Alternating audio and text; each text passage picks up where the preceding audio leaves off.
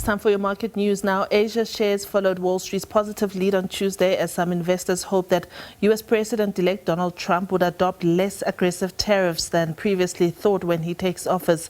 Yesterday's China's PMI also expanded at a faster clip at the end of 2024.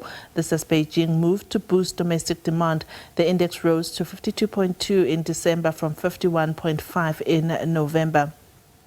The Nikkei is up 1.8% to 40,051, while the Hang Seng is down 1.02% at 19,447. The Shanghai Composite is up at 0.7 percentage points to 32,229.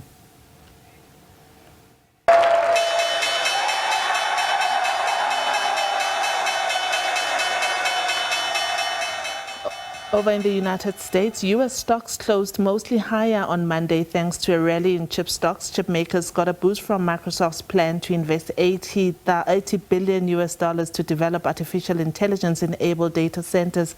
Shares of the tech giant rose 1%. The Dow Jones Industrial Average fell by 0.06%.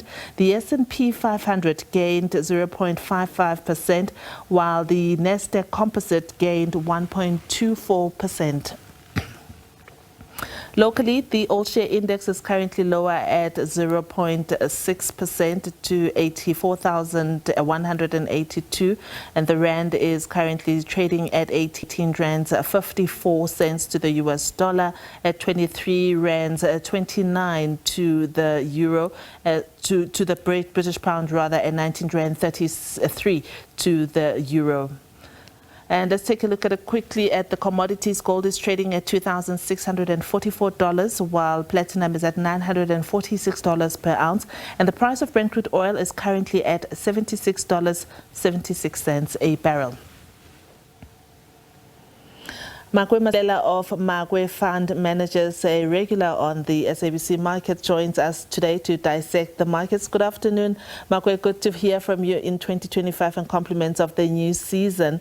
Today, one of the most important things that have happened in the local, or rather provincial calendar, is that the Gauteng MEC for Economic Development, Lebogang Maile, has held a briefing to talk and clear the air about provincial finances. There were reports that Gauteng is reportedly bankrupt, while Maile says that it is impossible to be bankrupt, that their finances are in perfect shape. But of course, it is not impossible not to be bankrupt if things are not run well. How do you see finances in the Gauteng province and how they are being run? Compliments to you and to the viewers. And yes, I think anyone who thought that the guys might be bankrupt, I think they can be excused in the sense that, remember, Lebogang himself mentioned that because of the budget cuts, because of the issues with the health departments, there could be that possibility that if they don't do things right, they could be bankrupt. And also for the fact that we know that they agreed to pay almost 30% when it comes to the e-toll debt, also that itself had a dent into the whole fiscus. And the most important thing is that other than those two expenses, there's also some budget cuts. But the issue here is that only if the guys who are managing were not going to be managing the situation. And what he tried to do today was to say that, yes, as much as we've got those challenges, but as it stands now, we've managed to make sure that we manage our finances properly. We manage to be more transparent, stuff like that, and not have some wasteful expenditure. And as it stands now, we are okay. But yes, we will continue to make sure that we deliver on our developmental goals as a province. So I think the noise and the alarm bells didn't come from nowhere. They came from what he said before, stating that because of the issues with the health department, there is a possibility that things can go the other way. But anyway, we know that it's not only the province that has got challenges with finances. Even the national government is struggling. And it's not only our national government, it's a global issue. We've seen even in the US, they had to, at the last minute, increase or their debt limit, or else the government was going to shut down. So it's a global phenomenon. Yeah, given the importance and the size of the Gauteng province, if we were to think about it going bankrupt, how bad would things be for Gauteng? Very bad, and not just for Gauteng, but also for the country.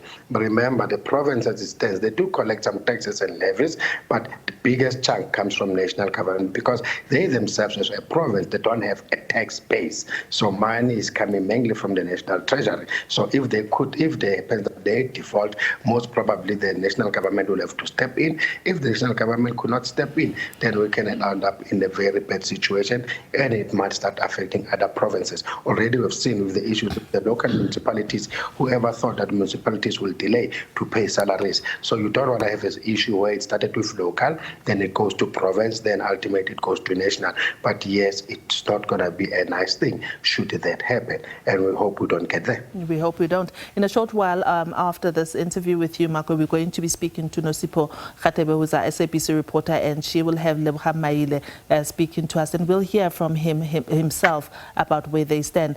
Yesterday, we woke up to news that ArcelorMittal is announcing the closure of this long steel business. It's something that has been long coming. I think around 2022 already they were talking about it, but it's the job losses of 3,500 jobs that stand to be lost, something that can ill be afforded in the South African context, given that the unemployment rate is so high. Can you take me through how you have seen the performance of ArcelorMittal prior to this that has led to this closure of this business unit? You know, the company has been struggling for quite some time. The company have made it clear, even if you look into the share price, I mean, over a period of a year, I mean, the share price is down almost 90%. Over 10 years, it's down almost 95%. And all because of the things that we know when it comes to the steel industry, let alone the issue about the cheap import, stuff like that. But we know that if the economies are not doing that great, if we don't have serious infrastructure spent in the country, then there's no good demand when it comes to that.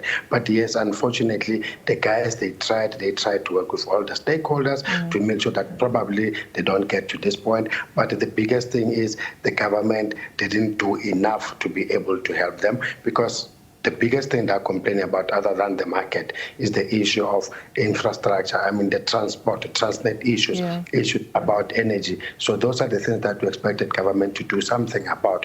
And as it stands now, we know in the country, one person working, probably you are at least responsible for at least 4 to 5 other people. So the impact is going to be very severe. Yeah. Makwe, oil prices have been plunging. I read earlier that they're currently at around $76.76 per barrel. Should they continue to go down, what does this mean for the South African motorists, for the South African market? Should they continue to go down, even though now they've turned that now up because of the issues about supply coming from Russia and Iran? But it will be a very good thing for us to have lower oil prices.